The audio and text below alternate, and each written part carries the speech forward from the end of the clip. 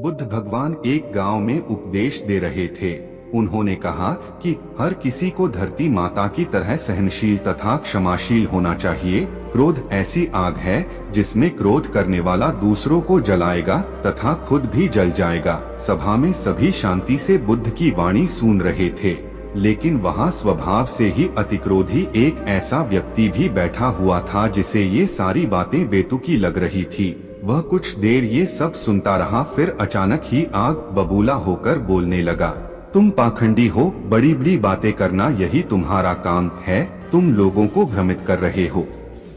तुम्हारी ये बातें आज के समय में कोई मायने नहीं रखती। ऐसे कई कटु वचनों सुनकर भी बुद्ध शांत रहे।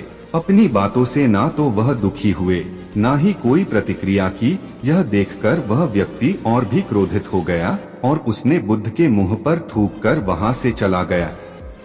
अगले दिन जब उस व्यक्ति का क्रोध शांत हुआ तो उसे अपने बुरे व्यवहार के कारण पछतावे की आग में जलने लगा और वह उन्हें ढूंढते हुए उसी स्थान पर पहुंचा। पर बुद्ध कहाँ मिलते, वह तो अपने शिष्यों के साथ पास वाले एक अन्य गांव निकल चुके थे। व्यक्ति ने बुद्ध के बारे में लोगों से पूछा और ढूंढते ढूंढते जहाँ बुद्ध प्रवचन दे रहे थे वहाँ पहुँच गया। उन्हें देखते ही वह उनके चरणों में गिर पड़ा और बोला, मुझे क्षमा कीजिए प्रभु। बुद्ध ने पूछा, कौन हो भाई, तुम्हें क्या हुआ है, क्यों क्षमा मांग रहे हो?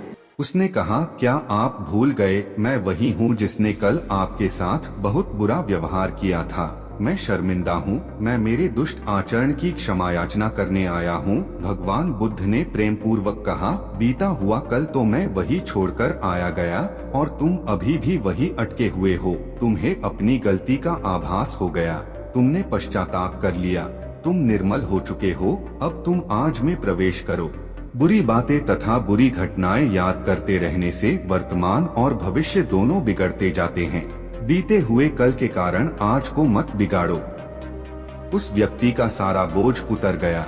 उसने भगवान बुद्ध के चरणों में पड़कर क्रोध त्याग का तथा क्षमाशीलता का संकल्प लिया। बुद्ध ने उसके मस्तिष्क पर आशीष का हाथ रखा।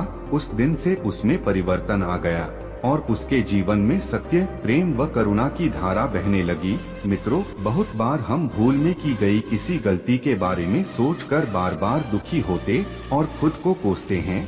हमें ऐसा कभी नहीं करना चाहिए। गलती का बोध हो जाने पर हमें उसे कभी ना दोहराने का संकल्प लेना चाहिए और एक नई ऊर्जा के साथ वर्तमान को सुदृढ़ बनाना चाहिए।